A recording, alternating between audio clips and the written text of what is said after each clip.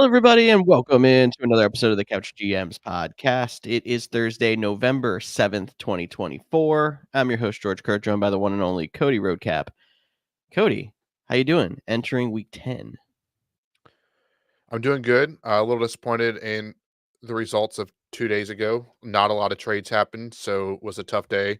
Outside of Marshawn Lattimore getting moved, a lot of no-name deals, but kind of something we expected and talked about on Monday's show. But we're going to preview Week 10, and I can't believe we're in double digits already.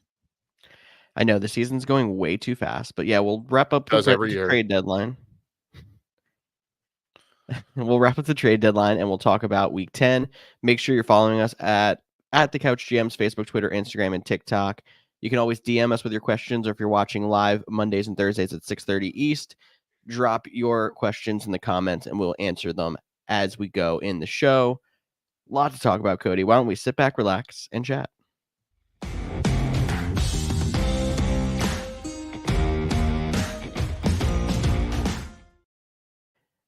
Cody already mentioned the big move. Marshawn Lattimore heading to Washington as the Commanders open up the window of the Jaden Daniels era. That team, I mean, I don't know if they're going to really have the staying power as you start getting into the postseason. Rookie quarterbacks, it can be interesting, but so far they seem legit, and they're giving Jaden Daniels as many weapons around him on both sides of the ball to make sure that they're in games. Yeah, I know former Green Bay Packers third-string quarterback Kurt Banker now has his own podcast. He works with Sleeper, does all that fun stuff. You should check him out. His dad gave me my first tattoo. Random fun fact that I love to tell people. But he said back in like August or late July that the Commanders were going to be this year's Houston Texans. And Oh, boy, is he hit on that prediction. They're coming out, they're balling out, surprising a lot of people. Jaden Daniels is playing great.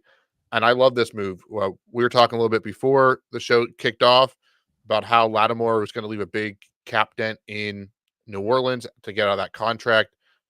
The Commanders benefit. They're taking advantage of that rookie deal. They're able to take on some extra money. And Marshawn Lattimore is a great fit for that defense, which everyone has said all season long, corner was their worst spot. And now they get a guy that can go lock down. And yeah, Mike Evans is probably upset that he's out of the NFC South, but I think between him and AJ Brown, we're going to get some good jawing matches in the next coming weeks. yes, we will for sure. And I'm still upset that first Washington and Philadelphia game gets the horrible treatment of Thursday Night Football, but we're at least going to get one of them that might get flexed into Sunday night or at least be a 4:25 game more than likely later on in the season. But interested to see how that division's going to pan out as we go. And interested to see where the Saints are going to go, as you and I were talking pre-show, and how much dead cap there still is for Lattimore and how far over the cap they are for next year. But we can talk more Saints when we get down to their matchup if you want. Perfect. Sounds good. Now, we did have a couple other small trades, like the Khalil Herbert got moved to the Bengals. He's supposed to play tonight, which we'll talk about at the end of the show when we preview the Thursday night game against the Bengals and Ravens. The Cowboys traded a 4th-round pick for Jonathan Mingo. Last year, a Can you second-round. explain this one? I guess so. Let's see. Let's start with this. You have to remember with trades, it's not always the caliber of player that you're trading. Like, for example, you see 4th-round pick for Jonathan Mingo, you see a 5th-round pick for DeAndre Hopkins, and you're like, wait a second, that doesn't make any sense. DeAndre Hopkins is older, bigger contract. Jonathan Mingo, second-year player, second-round pick last year, high upside, high draft pedigree, still cheap for at least 2 more years. The salary plays a big factor into it. With all that said, I don't know what the Cowboys are doing. Their only move was to go get Jonathan Mingo. I know CeeDee Lamb is a little bit banged up. Dak Prescott's headed to IR, stuff we're going to talk about when we preview their game. But a 4th-round pick for Jonathan Mingo, a year after they traded a 4th-round pick for Trey Lance, it's time for someone else to be in charge of that team instead of Jerry Jones. Shout out to Marcus who says, nah, Dallas is just dumb. I mean, there was definitely a dumb move. Thank you, Cody. Definitely valid. I mean, Dallas is. No, because I'm trying to think if they wanted to be competitive this year, which I mean, it seems like the Cowboys always want to be competitive, don't we all? When you lose your starting quarterback for at least 4 weeks, and you don't have a run game, I would think the thing that you should be addressing is your run game. Give your backup quarterback, who, I mean, Cooper Rush is solid. He might go out and win some games. You really don't know. But you got to give him some support. And the support is not a potential wide receiver 3. The support should be a running back that can be more effective in the game to make teams have to play it. And they just didn't do it. And when you see Khalil Herbert getting traded for a 7th round pick, like that would have been a good fit in Dallas. It maybe isn't the big splash move, but it would have been an improvement of the other backs in their lineup right now. Yep, maybe Jonathan Mingo is going to play some running back. I know he And had I don't some think that's the answer either, but maybe. he had some Deebo Samuel comps coming out. That's all I'm saying. We got Thunder and Lightning with Zeke at his age and Jonathan Mingo. Congratulations. Wow, the disrespect for Dalvin Cook. Yeah, you're right. Dalvin Cook is probably just as good as Zeke at this point. I mean, Rico Daddle's actually played pretty good the last couple weeks, so yeah, maybe they're just going to finally commit to him and stop with the grandfather running backs. And Jerry can stay there forever. Sounds like a command. Go that one as an Eagles fan talking to a Commanders fan. Thank you, Marcus. All right, but some other Mike Williams, he got traded to the Pittsburgh Steelers for a late round pick. Not surprising after the Jets bring in Devontae Adams, and then Rodgers calls Mike Williams out for running the wrong route on Monday Night Football. The Steelers also added outside linebacker Preston Smith, and then Tre'Davious White got traded at the buzzer, I believe, to the Ravens. The Ravens. Yes. So Ravens trying to make some moves to keep up with the Steelers, because the Steelers, I think, made 2 fantastic moves. If Preston Smith fits that Steelers scheme, that is a huge person to put across from TJ Watt. And then Mike Williams just gives more options on offense across from George Pickens, especially if Wilson's going to be able to sling the ball around a little bit more like it looked. Steelers, at least on deadline day, are the most improved team. I think it would be them or they're probably the most improved team, where you have the teams like the Commanders getting Lattimore filled their biggest need. And you could say the same about the Lions getting Zadarius Smith, filling their biggest need, but their teams were already good. So it's not much of a improvement. And we see that all the time. A lot of times at the trade deadline, players get moved and they don't really make too big of impacts. Outside of like Von Miller for the Rams the year they won the Super Bowl, there hasn't been a lot of trade deadline action that has helped spur a Super Bowl. And maybe if you want to count the DeAndre Hopkins, although it was 10 days before the deadline, as something for the Chiefs, because he has looked great in his first 2 games with the Kansas City Chiefs. He has. I think we didn't have quite as big of a deadline day as you were hoping for, because we had so many trades pre-deadline, and it seemed like wide receivers dominated coming up to that. But still, there's been years where we have 1 or 2 trades. We still saw a couple things go down. So overall, we'll see how the landscape of the NFL changes over the next few weeks with some of these maybe minor moves being less minor. Like, I think I'm really interested in seeing how Khalil Herbert fits in Cincinnati tonight, seeing as they just put Zach Moss on IR and they really could use another running back. No, I think that'll be good. I think he complements Chase Brown very nicely. And I think it's a good fit for Khalil Herbert. And I think we need to talk about the Bears running back room as well. DeAndre Swift has looked pretty good the last couple of weeks, but Roschon Johnson has been more of their goal line work. He might get to see more opportunities now with Khalil Herbert. So he's a guy that if you're out there in fantasy, if you have an extra bench spot or you're just looking for someone for potential, Roschon Johnson's a name to watch. And pick him up this week before he has a good week this Sunday, and then everyone's fighting for him next week on waivers. Very true. Him and Herbert are 2 guys that I was kind of looking at in a couple leagues as speculative ads. If you have the ability, I know I have 1 or 2 leagues where I don't have any bench spots right now because of buys and injuries. So if you're in that situation, yeah, exactly. It's a tough world out here in fantasy football. Speaking of running backs, maybe the biggest surprise of the season so far has been Chuba Hubbard, who signed a 4-year contract extension with the Carolina Panthers at the same time as Jonathan Brooks is getting ready to come off of injured reserve. I mean, he's currently 5th in the league in rushing. He's a top 5 fantasy back. This kind of came out of nowhere. He's playing great. Like, shout out to him for getting it. I think I talked last week about how all the running backs that went to new teams on new deals were balling out, and you could throw Chuba Hubbard up in there. He gets a new deal because he's balling out in Carolina, one of the lone bright spots of that team this year. But the whole Panthers organization is questionable because not only is Jordan Brooks coming back, they traded up in the second round to get him. They give up multiple picks to go up and get this guy. They also still have Miles Sanders on that team. I know everyone's forgotten about him, but they paid him $25 million. They paid Chuba Hubbard $33 million with more guaranteed money than the Packers gave Josh Jacobs. Like, yeah, George probably didn't even click that together. No, It was I like, didn't. Thank you, Cody. yeah, Josh Jacobs got less guaranteed money from the Packers than Chuba Hubbard got with the Panthers. So what this team does, I mean, they still got to figure out what they're going to do with Bryce Young. He did not get moved. He's going to start again this week. Uh, Chuba Hubbard wants to stay in Carolina, so way to keep those guys in there. But honestly, if you're going to get $16 million guaranteed as a running back, you'll stay wherever the money is. 100%. I mean, because up until this offseason, running backs weren't getting paid. And then finally, it seems like the floodgates opened, but we don't know if that's going to be a consistent, case in the NFL, or if we're going to start seeing this kind of go back to the we don't pay running backs phase of the league. But that's a lot of money and draft capital tied up at the running back position. And if I remember correctly, Sanders was a 3 or 4 year deal. So they still have some cap penalty to take if they decide to move on from Sanders after this season. And I just was mostly confused because of how high they were on Brooks. How this Hubbard and Brooks more than likely split is going to occur, because I don't really see a situation where Brooks doesn't see the ball a whole lot. We might not see it this week. We don't know if he's going to play, even though he's been activated. But down the line, you got to think the Rook is going to get some touches.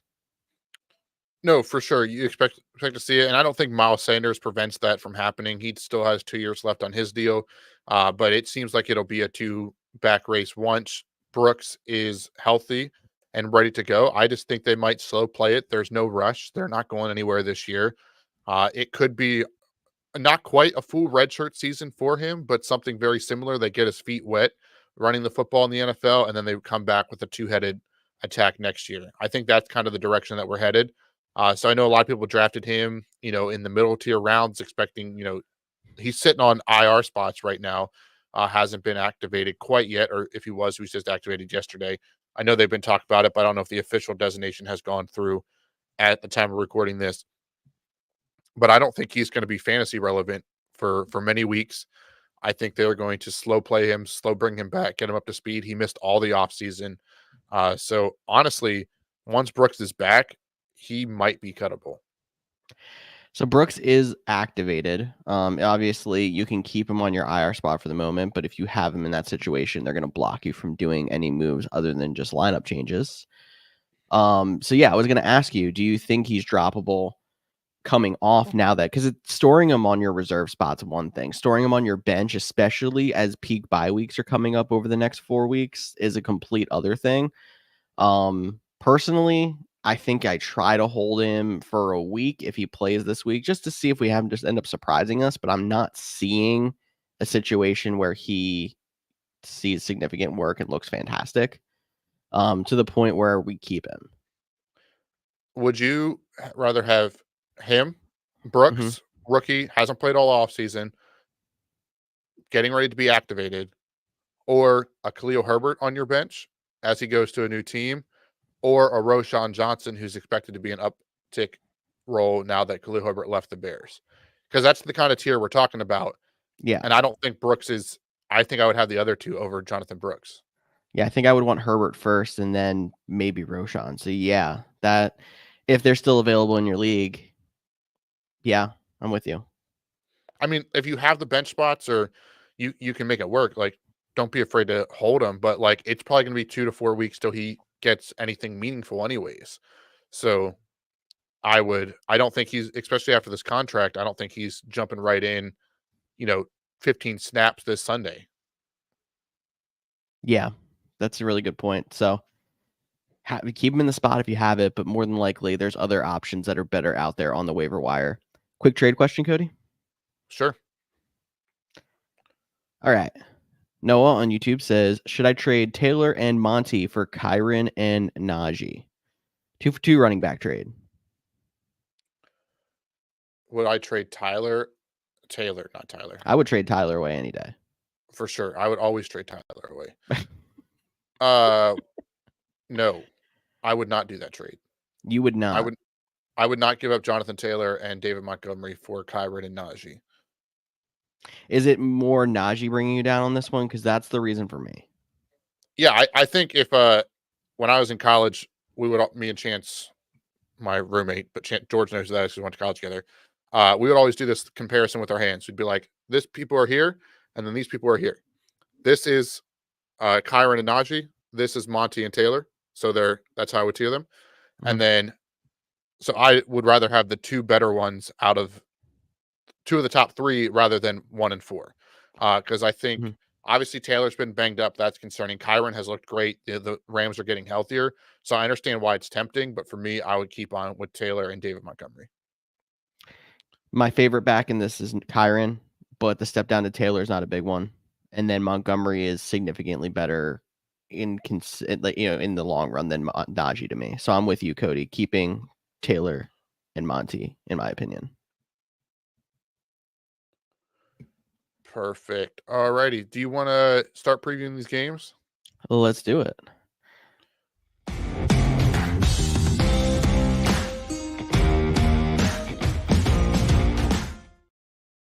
I mentioned getting to the bulk of the bye weeks here. Cleveland Browns, Green Bay Packers, LA, Las Vegas, LV Raiders. Oh my gosh. And Seattle Seahawks on bye this week. So a lot of big names to replace. Nick Chubb, Josh Jacobs, Jordan Love, Tucker Kraft, Jaden Reed, Alexander Madison, Bowers, Geno Smith, Metcalf and JSN, and Walker. Just there's a lot of big names there on top of the injuries. You don't realize that some of these teams have 3-4 guys you're starting in fantasy every week, and here we are. I know it does. When you first read the teams and you see Browns, Packers, Raiders, Seahawks, you're like, oh, this really isn't that big of a bye week. But then when you start throwing out the names, it's like, oh, there's definitely some names that we're going to have to replace this week that are kind of surprising. It felt like a light week coming into it, and now going through it here with you, I know my teams are definitely places I got to find different ways to go. But I do love you throwing Alexander Madison on there. Like Yes. that is like your new Cole Kmet. I mean, you still love Cole Kmet, but Alexander Madison is your boy, Mr. 2,000 yards himself in some alternate universe. Man, Alexander Madison is a top 20 running back right now. I have him in a couple leagues and I haven't really put him in my lineup, but like there's people that have had to play him. And then the other one, Jackson Smith and Jigba, who currently is a top 15 wide receiver, but it doesn't seem like it because he's kind of come out of nowhere and he's had a couple of big weeks, but Including yeah, last week. last week. Definitely helps inflate the stats when Yes. you have a kind of day that he did. But let's talk about this Germany game. I'm sorry, Germany, in advance. Yeah, Giants, Panthers. I mean, we know, but I don't know what you did to deserve this. Uh, but Daniel Jones, job in danger potentially. The Panthers, they got a big win against the Saints last week. We talked about Jonathan Brooks enough, but he's coming off IR. Doesn't sound like he's going to play, though. He may play. It's still up in the air, but he is traveling with the team. I I don't really know what else to talk about. I saw in our league record, Wandell Robinson got cut, and I think that just, he's 32, wide receiver 32 and a half point PPR cut because nobody wants the Giants offense. Panthers He isn't was much better. inflated when they were missing Malik Neighbors. That's true too. Like, I'm probably not getting up to watch this game. I'm gonna be frank. And all our friends out on the West Coast that got to get up at like 5 in the morning to watch these games, sleep on in, catch the highlights. It'll be a 30-second video. Probably. We're going to be treating Germany to a kicker fest, and it's going to be 12-9. If I had to guess, that is the most likely. That or it's going to be Chuba Hubbard going for 200 yards because he's the best player in the game. Not that we don't really talk about kickers on this show, but I'm pretty sure the Giants just had to place Greg Joseph, their kicker, on IR. So Well, they're they gonna can have a pick new up a kicker. free agent off the street that plays soccer, right? Yeah, maybe in Germany itself. First Yeah, first time exactly. for everything. Yeah. It's like the emergency backup goalie in hockey, but it's the emergency backup kicker. No, that's an interesting way to put it. But let's get back stateside. Let's go to these games. We got a couple questions coming in. One we'll get to when we get to the Cowboys game because it's about a particular Cowboys player. And I got to read the next one. So let's talk about Broncos and Chiefs. You talked about DeAndre Hopkins just stepping in and going off. I mean, 2 touchdowns in the Monday night game. He's somebody who you immediately throw right back into your lineup, and he's somebody who we hope also brings Patrick Mahomes back up to fantasy relevance because he's had an ugly season too. But that's the best the Chiefs offense has looked in the entire season. And then we're hoping with Isaiah Pacheco coming back in a few weeks, we can really get back up to full speed fantasy wise. As somebody who doesn't want the Chiefs to go back to the Super Bowl again, I mean, I was kind of cool with how it was going, but they're still undefeated. So I don't know how it's working. Yeah, I mean, what sure, they've looked terrible and still undefeated. I don't think that bodes well for them coming down the line unless they get to run into the Ravens again and they get payback for the 2 inches of toe that went out of bounds in their opening game that prevented them from start or let them start 1-0. But Chiefs Broncos should be a good game. I do think the Broncos defense is pretty good. Patrick Surtain will probably be matched up on DeAndre Hopkins a lot, so might not be as productive as the last 2 weeks. Divisional, those games are always, extra competitive, but I do think that at the end of the day, the Chiefs will continue on their win streak.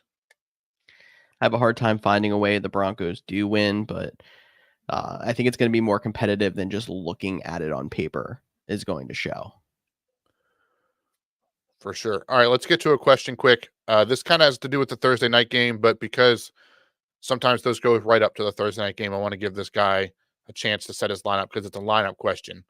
Okay. So he's forced to start one of these waiver running backs, Devin Singletary, Cam Akers, everyone uglier than that, or go and try to trade for a running back before Sunday, or he can play Keaton Mitchell, who is activated off PUP tonight, full point PPR. Any thoughts? I'm leaning Cam Akers because Akers did rotate in a couple of times. And we can even talk about that matchup next if you want to, Cody. It's Vikings at Jaguars, and the Jaguars are unlikely to have Trevor Lawrence. If the Vikings go up, you're probably going to see even more time for Akers and less time for Aaron Jones. So I think if we're just trying to project out ceiling, he gets a slight boost to ceiling because of that, but I don't like any of the options personally, but I don't think sometimes we he have to does do it. either. I'm with you. I would plan to start Akers this week, but I think trying to trade for a running back for Sunday is not a bad idea. I'm not playing Keaton Mitchell tonight. That's what I'm No. not doing. So I'm going to ride with Akers on Sunday, or if I can trade for a running back. But I don't know what your full team is, but I'm going to say don't sell the farm just for 1 week at running back. Yes. Like you can survive with a guy like uh Cam Akers in your lineup. Uh he just needs a touchdown. It might not happen, but you can survive. So don't give up a bunch. But I think that's you're in a dire situation, go out and try to make a move to give you something of value. Maybe trade 2 bench pieces for a guy that you can be a flexible running back that you start this week, kind of thing. And then our I last like it. game, Marcus said the Broncos are going to win. Yeah, no, that's not going to happen. Yeah. But now it's on record, so he can just try to roast us later if it happens. We can jump Marcus, down a game here to the Vikings Jaguars because I mentioned Trevor Lawrence unlikely to play, and we talked about the Viking side. I think everyone's going to be fine. I'm interested as an owner of Brian Thomas, who's already banged up a little bit himself. Didn't have a great week last week. You take out Lawrence, you put in Mac Jones. I mean, he's been great. Is he somebody that you're trying to avoid this week, Cody? that's a tough one for sure. I mean, Trevor Lawrence hasn't been, outstanding this year, but definitely has been good enough to support Brian Jones being a top fantasy option. Brian Thomas, sorry, Mac Jones is the quarterback that's starting. I think you could still play him. You probably have to with bye weeks, anyways. I mean, if you somehow can get around it, sure. But I think he's better out there than going to pick up a flyer, Olamide Zacchaeus or something like that. My other options would be a Khalil Shakur or a DJ Moore. Probably would go with Brian Thomas just because DJ Moore and Caleb Williams can't. That one's tough because, like, name value, it's like, yeah, just play DJ Moore. That shouldn't be that big of a deal. Yeah. But him and Caleb have not been on the same page at all. And then my other receivers in my lineup right now are AJ Brown, Zay Flowers, and Tank Dell. So yeah, he should be good. Yeah, just play Brian Thomas. But with Mac Jones, do you think that helps or benefits Evan Ingram? I think it benefits Evan Ingram. Backup quarterbacks tend to look at the tight end more. Evan Ingram has also been kind of starting to get more involved as we go. Had a couple of targets last week. I'm not going to go out there and say he's going to be fantastic because it's the tight end position, but I think it benefits him over how Trevor Lawrence has been using him. In this matchup, Evan Ingram or TJ Hawkinson? I'm going Hawkinson. Alrighty. But, we just talked a little bit about DJ Moore, so I know it's not next on the list, but let's just jump around and have some fun. Let's talk about Bears hosting the Patriots. The Bears did not look great last week against the Cardinals. The Patriots took the Titans to overtime. Two pretty bad teams with a little bit different records. What is your biggest takeaway? I think the thing for me is, at least in DFS, in one lineup, I'm playing Roschon Johnson. I think he has potential. Swift has been so up and down. If Roschon ends up having the most carries now, I would not be surprised. He's a mid or a day 2 pick from last year. So I think that's the biggest thing. I'm trying to add him and play him in like DFS, or honestly for the guy, if you waiver wire, I'd play him over Cam Akers. Dylan, for your question earlier, if he's still out on the waiver wire. That's not a bad idea. I think Akers is probably considered the safer play just because we've seen it for a week. But with upside, if they really do think that we're going to see a lot more touches out of Roschon, he's shown he can put some big games up too. He had some decent games last year. Like, it's not like you're playing a complete no-name running back. It's definitely a possibility to think about. I think watching that's probably the most exciting thing about this game because all the Bears wide receivers are wishy-washy. DeAndre Swift's very up and down. And then on the Patriots side of the ball, like, people have been forced to play Ramondre Stevenson, and I despise it. But then, like, he puts up 20, and then he scores 2, and then he gets benched and puts up 30. Like, I don't know. Yeah, I had to play Antonio Gibson last week in a league, so I don't want to talk about the Patriots because there's not play anyone that you Kayshon should be Boutte. playing. I don't know. Let's not do that either. I don't know. There's just not much to talk about in either of these sides. Like, there's going to be points scored by somebody because it always ends up happening. But I hate playing all of them if I can avoid it. But you can throw more in your lineup if you need to. You can throw Stevens in your lineup if you need to, but I just don't love it. Yeah, and the tight ends. You can throw Kmet or Hunter Henry in your lineup. You can definitely throw Hunter Henry in your lineup. George just doesn't want to say the name Kmet because we found out how much he loved him, and he just does not like us to bring it up. He has a jersey in his closet. Cole Kmet for 3 years. Sure. All right. Let's get a good game. Sure. Steelers Commanders. Is that the one we're going to? Thinking. Yep, that's what I was thinking. Yeah, that one should be a good one. The new faces and new places matchup of the week. Marshawn Lattimore, though, is dealing with a little bit of a hamstring injury, so we'll see if they even get to play with him this week. Not sure how he passes physical with a bad hamstring, but they were like, "Oh, we want this guy." And then Brian Thomas is questionable, but was limited. He was limited last week and ended up being inactive. So hopefully the limited this week means that he's good to go, but we'll have to wait and see. Is there a running back that if he doesn't go, are you chasing the Rodriguez? I like Eckler better just because of the PPR upside too. Okay. And I mean, we've seen a little bit of Eckler without Thomas. And I mean, yeah, Rodriguez scored a touchdown. It looks good, but I think Eckler's getting more touches than Rodriguez is. And I like the PPR upside.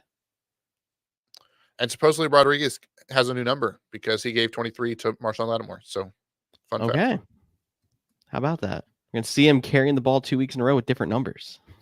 Exactly. And then on the Steelers side, like this team's been good, but like I still don't really want to. George Pickens, you could play. Najee Harris is like he doesn't move the needle for me, but I understand why you play him. Outside of that, on the Steelers side, anybody else?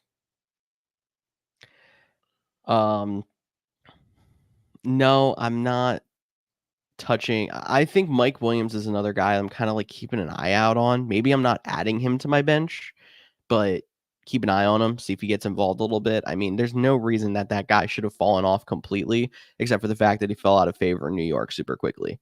Like he was a solid fantasy option in LA for years. So I have to He's think if also he coming can off get some a big rapport with ACL Russell injury. Wilson. Sorry, what was that? He's also coming off a big ACL injury. Like It's that's why. fair. So there's time that's needed to get back up to speed. But um, I'm keeping an eye on him, and I wouldn't play him, but maybe somebody go to the waiver wire for. Cool, cool. And Marcus chimed in and said Rodriguez switched to 32.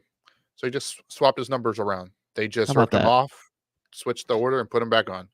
Pretty sure that's not exactly how they did it, but that'd be funny if they did. Yeah, and they like forget to do one, like the one on the back. So one side says 23, the other side says 32. That'd be kind of fun jersey fail meme. See across the internet on Sunday morning during warmups, but I'm sure that's all taken care of now that Dan Snyder is no longer running that organization. A good jersey fail is always good to me.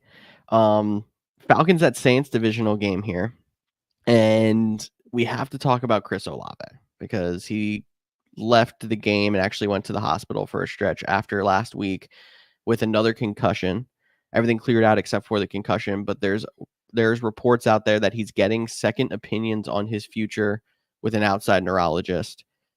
And then at the same time, they're saying we don't know if he's going to hit injured reserve. So we're getting reports all over the board. What are your thoughts on how Olave is going to play out rest of season and then also beyond?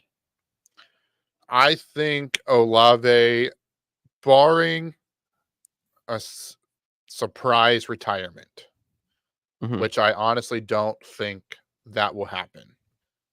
We haven't seen that with Tua, who's had some nasty concussions. I know Olave has gone under the radar, but he's had 5 or 6 now since he's entered the NFL. Uh, so he's definitely up there in concussions. So it needs to be taken seriously. I hope they do just put him on IR, in all honesty, and give him Mm-hmm. 4 weeks, similar to what we saw with Miami do this last time with Tua.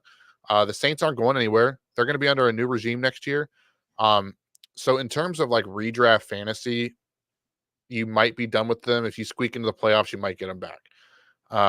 In terms of like dynasty, some people are like, do you try to buy low? Do you try to sell and get, or and then on the other side, it's like, do you just try to get something for him? I would hold on him. I don't. If you can go out and buy low, sure, do that. I think there'll be a new regime in there. They already fired Dennis Allen. They're in enormous cap troubles for next year. 3 players taking up 48 millions in dead cap that aren't even on the team. $77 million over the cap next year. They got a lot of work to do. Olave could request a trade. They could get a new quarterback, new offensive system in there. Could move on from Derek Carr. There's so many what ifs. And the last thing I would say about Olave is, yes, concussions are incredibly sad. They're scary. They're not something to joke about. But in terms of getting back to football, it's not ligaments reconstructed to the knees. It's not like he's going to lose a bunch of athleticism from these. He didn't pop both Achilles. It's still a very serious injury for him to overcome, and hopefully he's not rushed back in any way, shape, or form. But if he does come back, you have to feel pretty confident of him returning to his normal form as a wide receiver, upper echelon wide receiver, that is. Which we were not really quite seeing at the start of the season, but we know it's there because he's done it for multiple years before. For sure. So as we hear more on Olave, we'll keep you updated in future shows, but definitely do not expect him this week. Drake London on the other side, he was dealing with a hip pointer. He was quoted in his press availability saying, if they are willing to let me play, then I'm going to be out there. So it's a pain management issue. Sounds like he's going to go. I don't see him missing this game. I think he'll be limited in snaps. That's possible. So, but he caught the touchdown, then left the game last week. So just I don't expect him to be out there every snap, every play.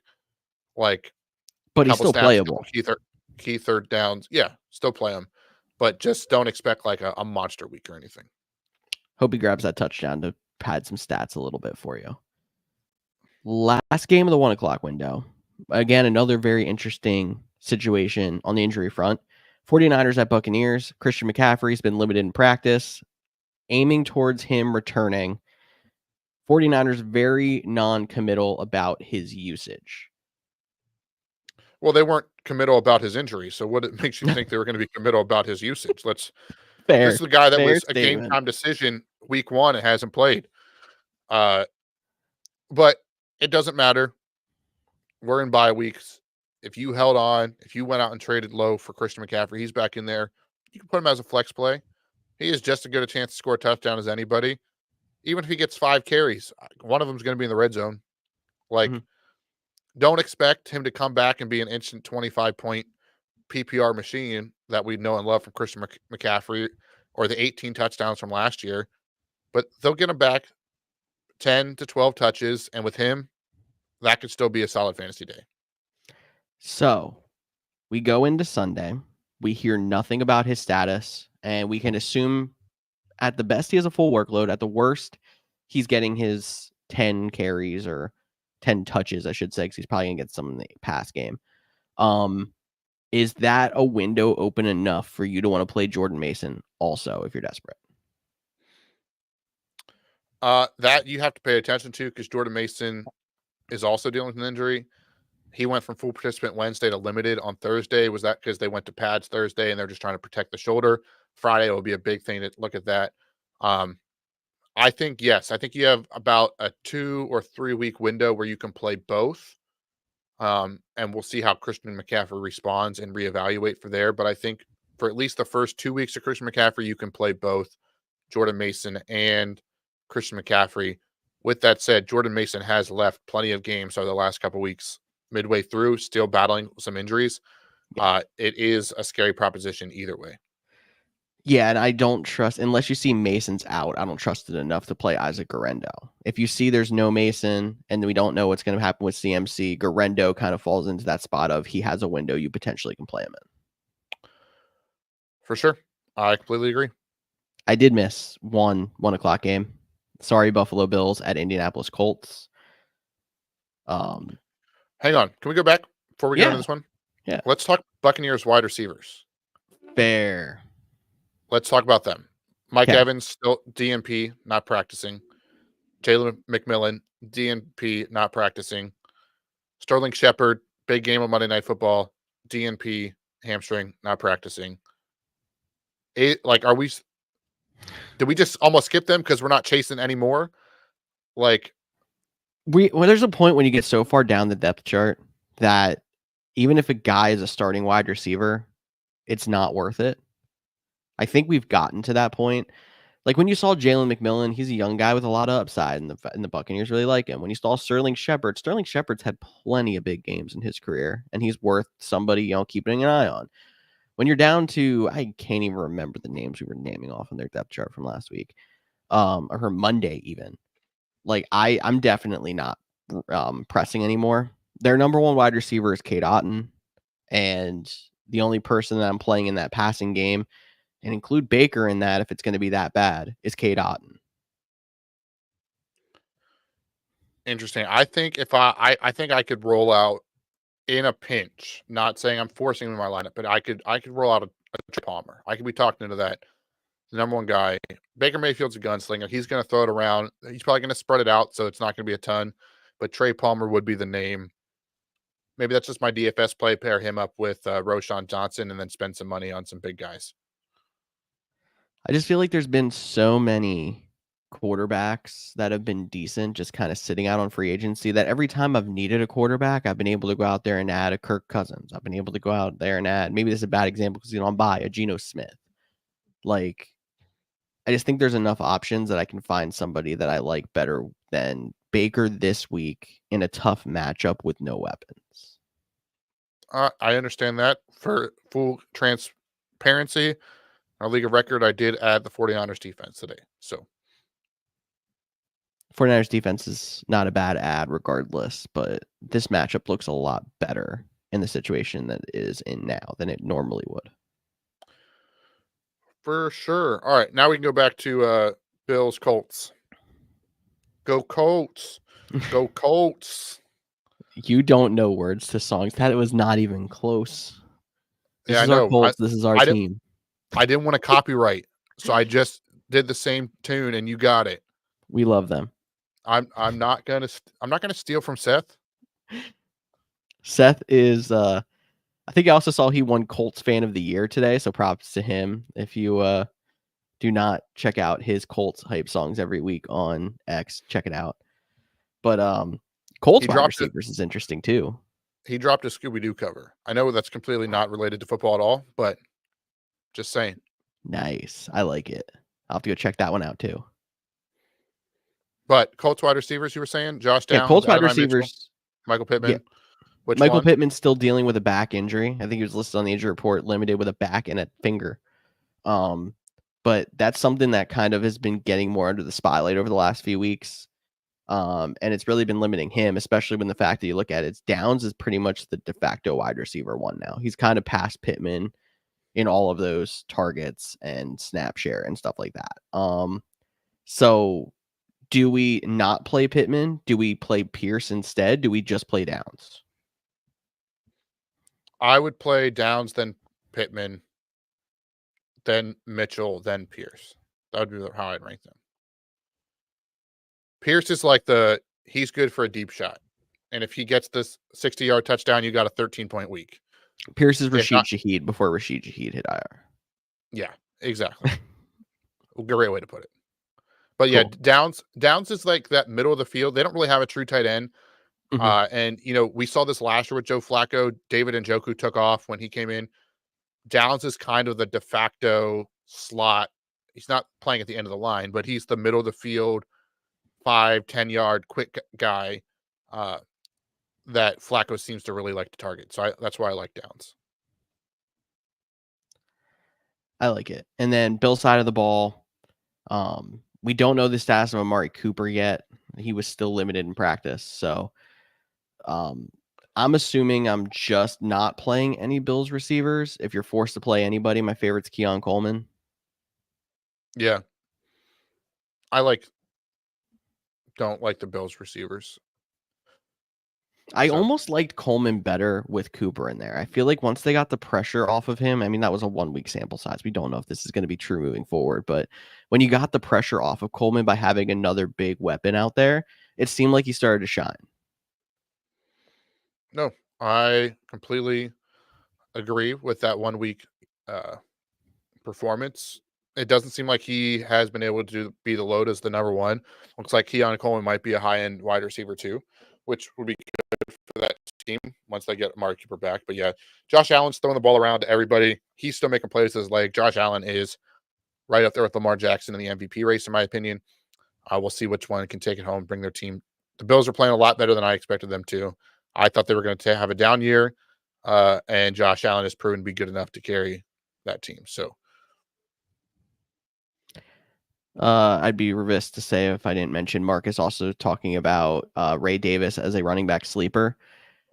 I get it, but there's been a lot of big plays that he's made when he hasn't quite seen the snap share that I like to be confident to play him. If you're desperate and he's still available, like we're in the situation that Dylan was earlier in the show, maybe he's somebody you go out there and add and play. But I can't say I recommend him in most cases. I mean, to stash for sure. Yeah, I'm with you. I wouldn't play him. Now watch, he'll get 2 touchdowns this week on 6 carries just because Marcus said play him. We said don't, and then we wonder why we play fantasy football with Marcus. Exactly. The fantasy godfather could strike again. So anyone out there that's listening, there you go. There's your tidbit of wisdom for the day. Late window, only 3 games. I know, Cody, this one irks you. Yeah, only 3 games, and they're all kind of whack. One of them was not supposed to be whack, but it ended up being pretty whack. First one is Super exciting. Titans at Chargers. Yeah, that's it. Does sound like Will Levis is going to be back. He started I mean, I practicing. don't know if that's a bad thing. Uh, Shout out to the social person at Cheesehead TV when Adam Schefter, Rapport, one of them tweeted out significant news. Will Levis is back at practice. He was right underneath there and was like, significant for meme culture. And I was like, you know what? Well done. That is perfect. That tells you all you need to know about how well Will Levis has played. And the Titans team, not very good. Not a lot. Tony Pollard, you could play. There's not a receiver I'm chasing with them. And the Chargers, J.K. Dobbins. Dude looks great. Agreed there. Moving on to the second exciting game, Jets at Cardinals. I mean, this has all the potential to be a decent game, but I don't think we're going to get the good Jets because we haven't really gotten the good Jets all year. The Cardinals lead in the division, so they're a lot more exciting. I think this is going to be a good game. I do. I don't know if it is the Packers fan in me, but that second half of last Thursday, seeing when the Jets upset the Houston Texans, they start to find a little rhythm on offense. They still have a long way to go. I'm not saying they're going to, back to the Super Bowl or anything like that. This Cardinals team has a very good defense, so I want to, give them their props. But I think this game could be a pretty good game, a little bit back and forth, maybe a little bit higher scoring, maybe a game that I'd be interested in the over on. But I get why you're concerned about the Jets and think the Cardinals are just going to run away with it too. But I think this one will be the game of the afternoon slate. Take that for what it's worth when there's only 3. Let me also just say, so the Jets have played 2 games on Thursday so far this year, and they had great performances in both of them. So, I mean, they beat the Patriots 24-3, and then, like you said, they upset the Texans. I think maybe Rodgers' prowess and being able to get ready on a short week because of, knowledge of the game and everything else probably gives him an advantage on a short week over a lot of teams. We're not in that case anymore. I that's the only explanation I have for why the Jets look so drastically different on a Thursday than they do any other game of the season. Because I haven't seen enough to be like, yeah, that half is super encouraging. No, they've just looked bad. The games they won look bad. They've had some decent moments, a lot of bad moments. Don't hear what I'm not saying. They've had a lot of bad moments, but their best game on a Sunday was probably against the Titans, and you're like, yeah, it's the Titans. Who cares? I understand that too. I do think that this Jets team can make this game interesting, and I think they match up well with the Cardinals. I think Sauce Gardner is a great test for Marvin Harrison Jr. I think DJ Reed will do a great job on the wide receiver number 2 on that side. Their linebackers can slow down James Conner. There's not an elite pass rush in Arizona, hence why they went out and traded for Baron Browning the day before the trade deadline. And the weakest part of the Jets is the pass blocking on the offensive line. So feed Brees Hall, Garrett Wilson's getting more involved. Devontae Adams, Aaron Rodgers starting to pick it back up. Like I said, not saying this team's going to go on a run. I just think this is going to be a good game. Cardinals win 13-10. It's got it. I would cry. I would also take a nap during the 4 o'clock games at that point. Probably. Because the other game in the 4 o'clock window is Eagles at Cowboys. And Cooper Rush is going to win the game. More than likely, you're right. Let's go back to a question we had earlier in the show. We said we'd get to when the Cowboys game came up. I'm 7-2. Should I hold CeeDee Lamb? Obviously, we're talking about this because Dak Prescott on injured reserve. CeeDee Lamb's also banged up, but it seems like he's going to go this week. You're not expecting full production out of CeeDee Lamb with Cooper Rush in there, even though Cooper Rush has looked decent, but the Cowboys are a dumpster fire on top of it. I personally am definitely holding because I think the offense is still going to funnel through him. You can take a couple of weeks of not great CeeDee Lamb and then hope you get him back to full strength with Dak for a playoff run. What if you're not in the playoff? What if you need to make the playoffs? If you're not 7-2, I think I would see what I could get. but I'm not trading away CeeDee Lamb unless I'm getting another top end player back, being like a top 3 running back or another top 4 wide receiver or something like that. Like, I'm being very picky. No, Unless you're I in a agree. situation where, like, you're a 3-win team and you're super desperate and you really, like, are, really, really need 2 skill players. I'm still trying to get 2 higher end players for him, but, like, I'm being super picky. No, I agree with you. Since he's at 7-2, I'm 100% holding CeeDee Lamb. That doesn't mean I'm not going to throw it out there. Like if someone give me Jamar Chase and David Montgomery for him, sure, I would make that deal, right? Like who wouldn't? Like, but if you could get 2 solid options for sure, but I'm not actively trying to shop him. Is the way I would put it. But I think with at 7-2, hold him. Hope he comes back for a strong playoff push, and hopefully Dak is back in that time as well. Eagles side of the ball, AJ Brown is a full participant. It looks like he's going to be fine despite his knee bruise. And then Devontae Smith, questionable, limited participant with a hamstring. He's somebody to keep an eye on if you need him in your lineup. Yeah, play Jalen Hurts. Get some Play rushing Jalen touchdowns. Hurts. And yeah, if the tush push works this week, it did not work last week. All right. Cowboys, Eagles. How excited are you to beat the Cowboys? Cooper Rush is going to win the game, so I'll give it a 5. So I just want everyone to know that because I'm friends with George and we chat all the time on Sunday, and if you want to join the chat, you can join our Discord and we'll chat with you there. We're not that active on it, but if you throw some chats in, we get the push notifications. We'll jump in the chat with you. But George, the team will be up by 6 points and start complaining about how they're going to lose or how bad they are, and just start complaining and losing. And so by halftime, it's going to be 9-3, and you're going to be like, the Eagles suck. Time to fire Nick Sirianni, and then they're going to win 27-10. So there you go. That's how the Cowboys Eagles game is going to go. So maybe the secret formula is me complaining, so I just have to. Yeah, I mean that's what you said last week, so for sure. Yeah. See, you're welcome. You get to deal with my grumpiness, I guess you can call it. We love Grumpy George, though. Cody knows exactly how to bring Grumpy George out. He'll do it on the show one of these times.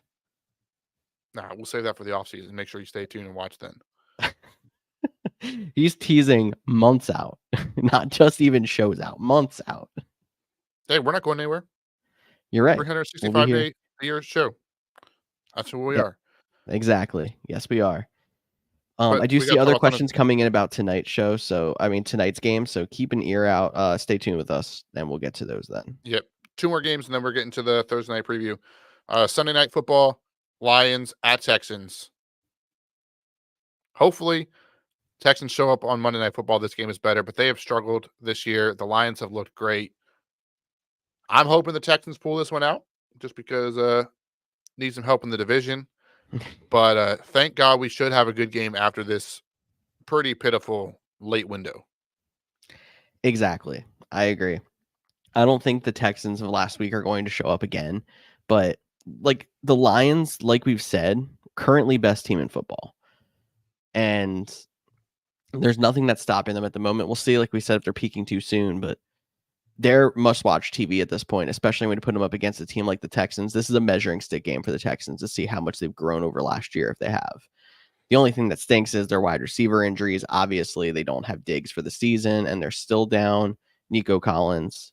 But another week for Tank Dell to try to thrust himself into a more permanent role. Yeah, and I think he goes right into your lineup for sure because This is actually a green matchup for receivers. I think because the Lions have been up, receivers have been getting a lot of points on them. Could be, but yeah, I think he's in your lineup for sure. Easy start. Yes. And Lions then starting all your guys. Would you start Jameson Williams now he's back from suspension? He was good enough before that I think you can put him in there. And I know we were talking about the Waddle, Smith, and that tier of receivers where it's like they're the wide receiver twos. They're gonna have some duds, but they're also gonna have enough good games to put them into a solid position at the end of the season. Jameson's kind of introduced himself into that tier. especially because of the fact he's a big play receiver. He's going to be inconsistent, but you would hate to have what's basically wide receiver 20 thrown on your bench and all of a sudden he goes off for 20 points because he gets a touchdown and another big play. Yeah, I'm with you. I'm putting him in my lineup and also watching this game very closely to see if any passes targeted to Amon-Ra St. Brown go incomplete. Because if you have not heard, I don't know how you haven't. You must live under a rock. But Jared Goff has now completed 30 consecutive target completions to Amon-Ra St. Brown. So Do 30 for we 30 know how right to that is stealth. to a record? I haven't heard that part. I don't know like all time. I know it's like longest active for now. Mhm. So, but I mean, I'm sure we're approaching like all time record at that point Sunday Night because that's Football, I'm sure, will tell us. NBC normally does a pretty good job of tracking those things as they go. for sure. Okay, keep an eye out for that one. Monday night's Dolphins at Rams. We talk more about Monday night on our Monday show. I don't think there's too much to note here except for keeping an eye on how the Puka Nacua injury keeps him limited, but it seemed like he was good to go before he got ejected last week. I was going to say, is there any, because it's a Monday night, is Puka's potential injury keeping you from putting him in your lineup? If you don't have a replacement, just go pick up Demarcus Robinson. If Yes. you need, be my advice. And then Jalen Waddle. He saved himself with a touchdown, but was pretty awful prior to that. Because he ran backwards on the lateral play for 20 yards, he ended up with negative yards, but a touchdown. I think, especially with all the bye weeks, he's somebody who's more than likely in your lineup. If you have a chance to not play him because you have solid guys, don't force him in your lineup. But man, the upside's there. So it's not somebody I hate playing. All righty. You ready to do this Thursday night preview? Let's do it.